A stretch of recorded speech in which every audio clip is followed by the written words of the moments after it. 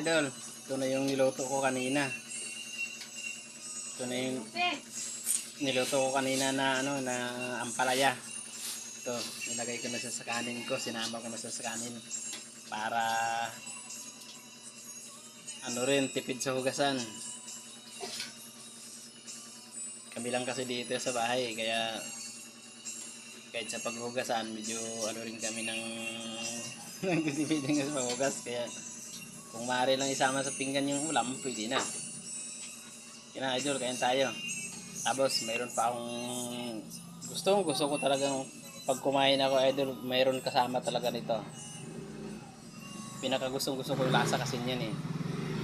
Tuwing kumain ako, hinahanap-hanap ko yung lasa niyan, lasa ng sibuyas. Ewan ko bakit ang hilig ko niyan sa sibuyas na yan. Hindi kompleto ang pagkain ko pag walang ganyan. Hinahanap-hanap kasi na panlasa ko yan eh. Sarapan kasi ako niyan pag kahit anong ulam ko, lalo na pag kamatis at saka dilis, gusto ko mayroong ganyan talaga. Kaya kain tayo mga idol, pagpasensyahan nyo na yung ulam ko, ito lang nakayanan eh. Talagang hirap ang buhay natin ngayon.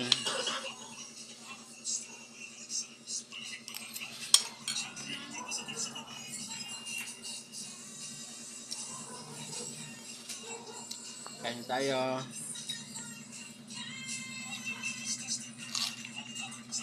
Yummy.